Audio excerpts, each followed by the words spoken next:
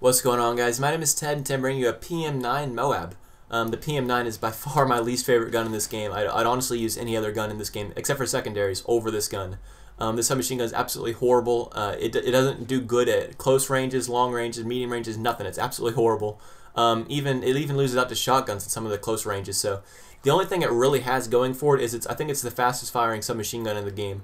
So, but even then, even at close ranges, it still has so much recoil. Like, any kill is hard to get with this gun. Don't suggest it ever. It was the hardest one in this entire series so far to get a Moab with. I'm up for the snipers next. That might prove more of a challenge.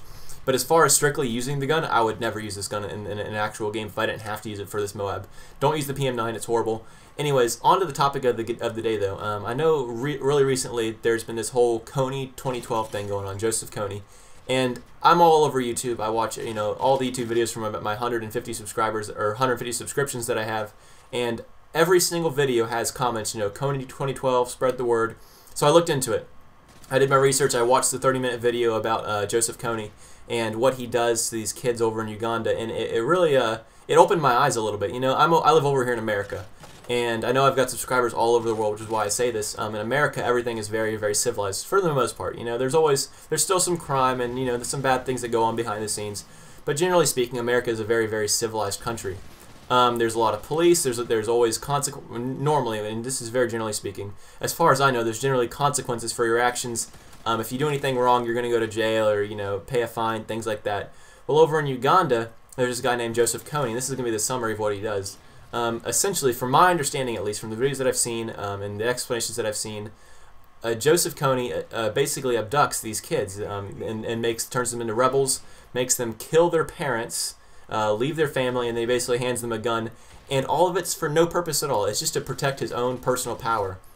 And gosh, talk about greedy. I mean, getting kids is taking them for your own to join your army, and then making them go kill their parents just so that you can have power. That's about the greediest thing that you can do. Like as far as power hungriness, that's horrible.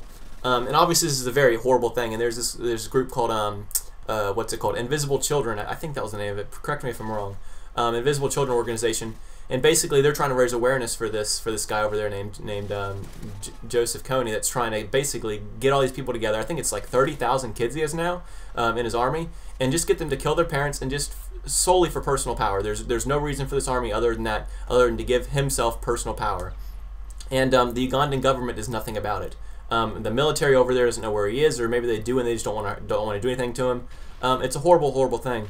And the thing that I don't understand is when they grow up and they become parents, I wonder if their kids are going to kill them, if Joseph Kony makes their kids kill them. That's what I've always wondered. I wasn't see that explained anywhere. But you got to wonder what they're thinking. Like, the women are all used for sex slaves. So there's obviously babies being birthed somewhere. And when they become parents, Joseph Kony's been doing this for, I think, like they said, 23 years. And some of the kids that he started out with are now going to be adults. I wonder if they're being killed by their kids now. It's a crazy concept. It's absolute madness over there, and I'm really glad that this thing is being brought to light. A lot of these things over in the foreign countries really go unnoticed, and I'm glad that the awareness is being raised. There's a couple people that were saying, controversy saying that the four invisible children, that they're like taking the money they get for donations and not really using it toward the correct cause. I did my research on that as well. I watched a bunch of videos, and here's the thing. The money that they get is not 100%. I think only about 33% of it is actually going toward stopping or toward getting the Uganda military, getting them extra personnel to try and hunt this guy down. So people are seeing that as the other 67% is being used for, being wasted, being used for personal use, and it's a whole conspiracy.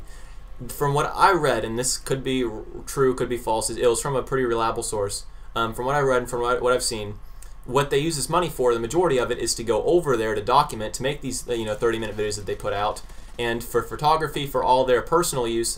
Plane trips, obviously flying over to Uganda is not a very cheap thing, and for flying some of the kids that are over there back here to tell their stories. In the 30-minute video, they brought one kid named Jacob, who had been one of the Joseph Kony's rebels. And they brought him and they flew him over to America to share his story. I thought it was really, really cool. It gave you a personal experience. and money that's being spent on that isn't being wasted or being scammed. I think that's a very legitimate cause. You got to remember, if they didn't if they didn't get all this money and be able to afford their photography and their plane trips back and forth, we wouldn't have any awareness of it right now at all. So I think the money's being spent to a good cause. I think this is a very good cause, and I think the awareness is a very huge thing. Once again, correct me if I'm wrong on any of these facts, but as far as I can tell, the video that I saw is completely legit. This is actually happening over there, and I think it's 100% crazy. So if anyone lives in other countries, I don't know how it is over there. I know America, once I said, is just very, very civil. Once again, police, everything, all over the place, so you can't really get away with too much. But I don't know how it is over there. Do you live in another part of the country? Is this like not common, obviously, but is this accepted over there? Just have your kids being taken and then just killing their parents, slaughtering their parents? I think that's a horrible thing. Let me know what y'all think in the comment section down below. I've had this requested a lot on my channel to talk about this. That's why I finally wanted to cover it. I wanted to get my information in first so I don't just sound like an idiot up here. Hopefully I presented myself pretty well. Let me know your thoughts and opinions on the whole Joseph Kony thing. I know it's just sweeping the world right now. The video's got like 40 million views already. It's only been 2 days. So the awareness is great. I absolutely love that. Let me know what y'all think about this whole situation down below. What we should do about it, because I know the U.S. military's over there, and it's just making him hide even more. So I don't really know what's going on. Hopefully, Joseph Kony's brought to justice in a timely manner. I think they were saying by the end of the year is when this expires, when they want it to all be done. So hopefully that'll happen. Here I'm just spraying in the air. This stupid Moab took me forever to get, and I finally got it.